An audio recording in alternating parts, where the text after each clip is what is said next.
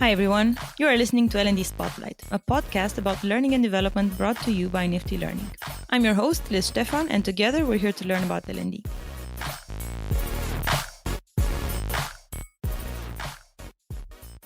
Lavinia, thank you for joining us today. As you know, Lavinia Mehedintu is People Experience Manager at eMAG and the founder of Offbeat. Hello, I'm really happy to be here. I thought for today we could address, I think, one of your favorite topics, which is personal growth for learning and development professionals. Awesome. Yeah. Basically, that's my side gig, so I love talking about it. To provide context, Offbeat is an online publication and newsletter created by Lavinia with the single purpose to help L&D professionals learn and grow through actionable insights. Obviously, this should be a fun and interesting conversation. Let's jump directly into today's topic, personal growth for L&D. Is personal growth important for learning and development professionals? Oh my God, yes.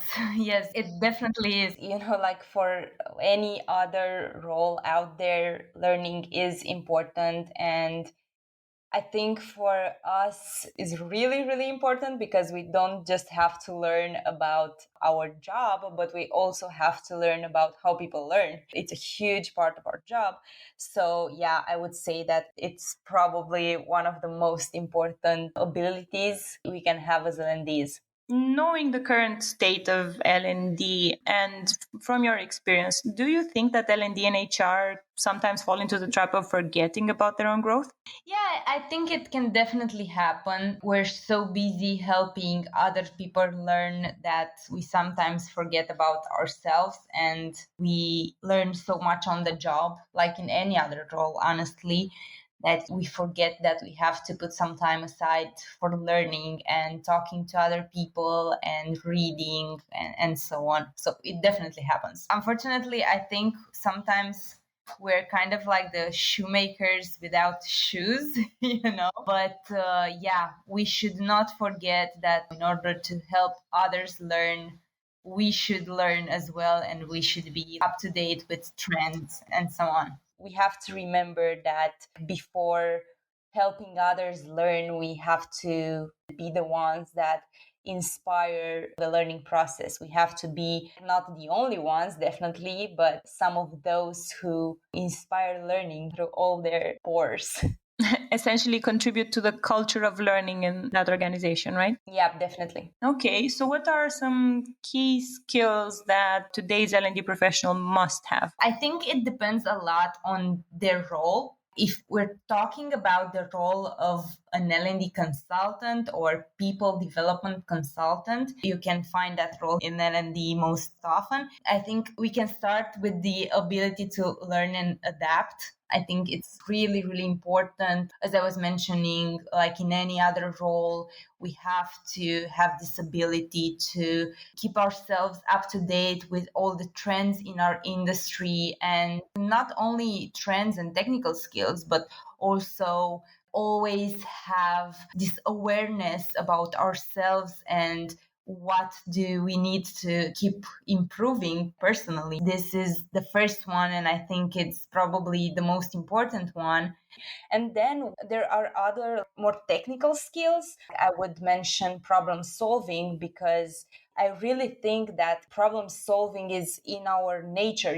We solve some problems with learning programs. So we have to have this ability to spot the problems that can be solved with our skills and programs. So problem solving is definitely on my list. Mm-hmm. And then comes consultancy, having the ability to ask the right questions in order to spot real problems and then brainstorm solutions and choose the ones that are best fit to the problems we're trying to solve.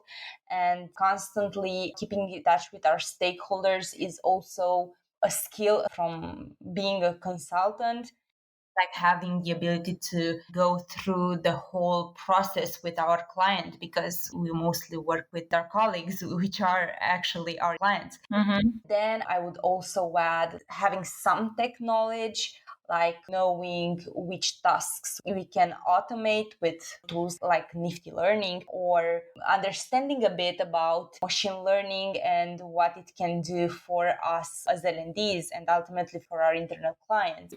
Are you referring here to that component of adaptive learning that some systems have, or what do you mean when you say L&Ds should have knowledge of machine learning a little bit?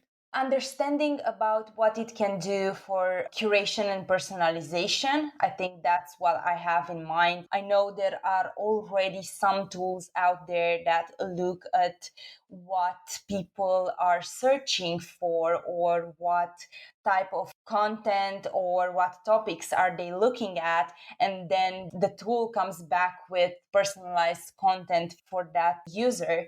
That's how machine learning, I think, can help us, and we should be aware of it.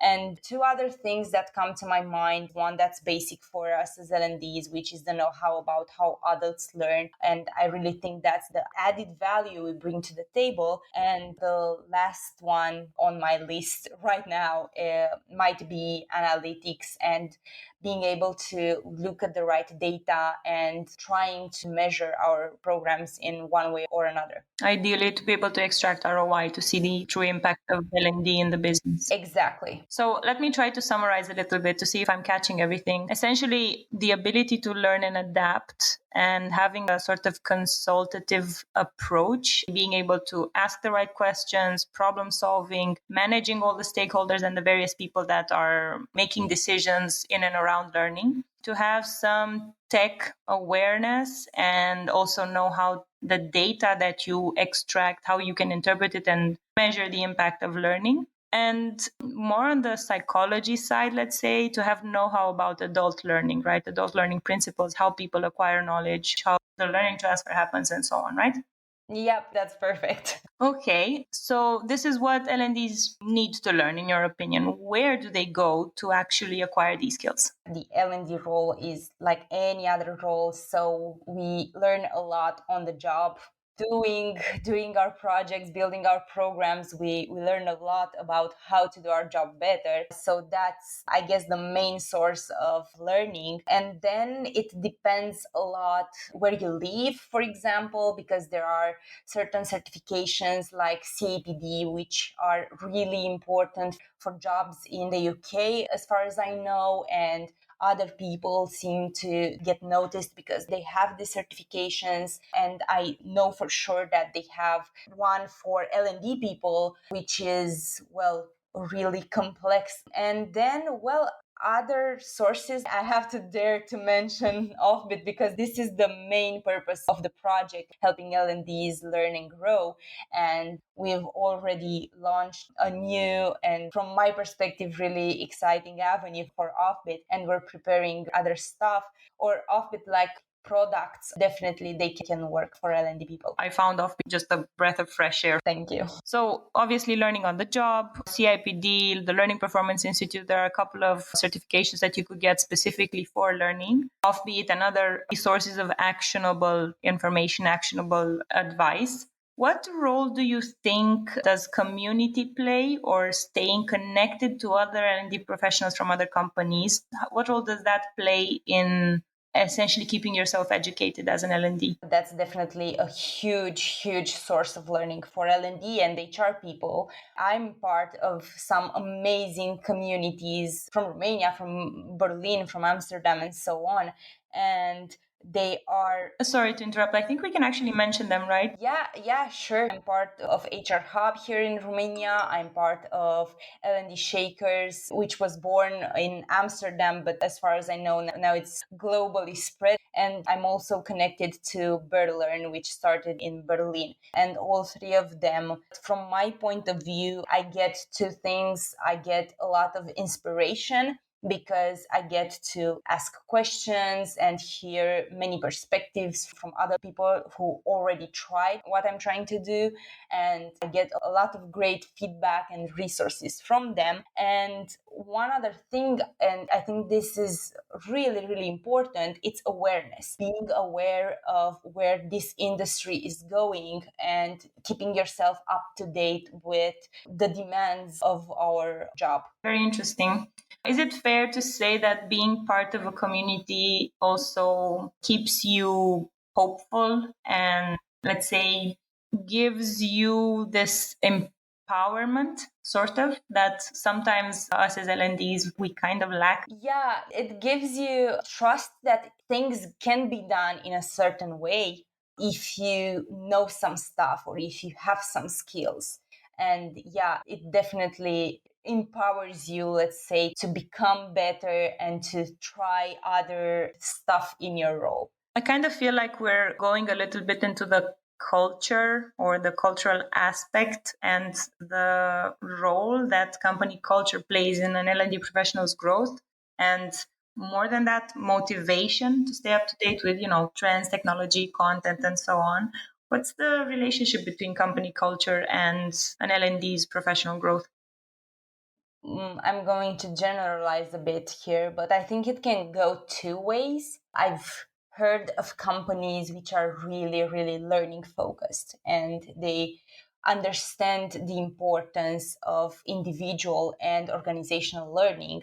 And I'm sure that L&Ds in those cultures are motivated to learn and have the drive to constantly improve themselves, improve their programs, innovate, and so on, because it's a good kind of pressure, like in any other role. If you have a client-focused company or a product-focused company, your product is going to be amazing because, as I was saying, it's that good pressure you're getting from everyone around you.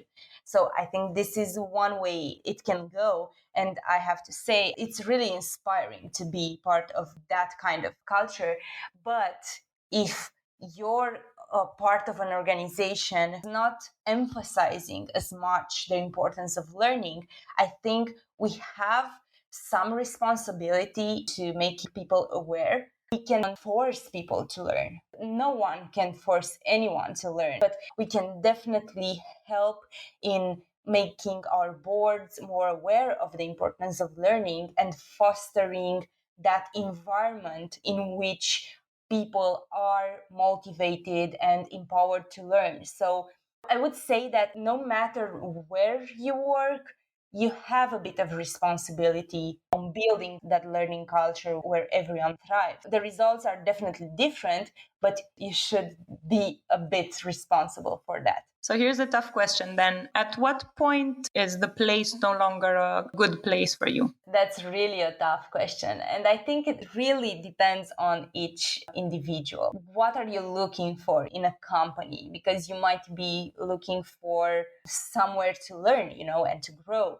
But you can also be looking at some great colleagues or interesting projects, or people are motivated by so many things. And I think it's really personalized to each individual. For myself, for example, I think the most important thing is having autonomy. And I guess that's the reason why I'm still in eMAG after all these years, because I have the autonomy to come up with ideas and get to implement them. But it's definitely different from person to person. I'll also chip in a little bit with psychological safety. I know that you mentioned that in multiple issues of Offbeat, that psychological safety does play a strong role in fostering learning. Yeah, definitely. It's really interesting, because some people, or I dare to say many people, are not aware of psychological safety. If you're not aware of it, maybe some other parts of psychological safety get to be the determinant of your decision to leave a company. That's a really interesting thought, definitely, but it's a tough one, psychological safety, because if you're not aware of it, you might not put an emphasis on it when it comes to picking or staying in a role. I think us as L&Ds hopefully are aware of it, and we understand that you can do, I don't know, as much without psychological safety in L&D, and maybe choose our roles depending on organizations which offer that. Yeah.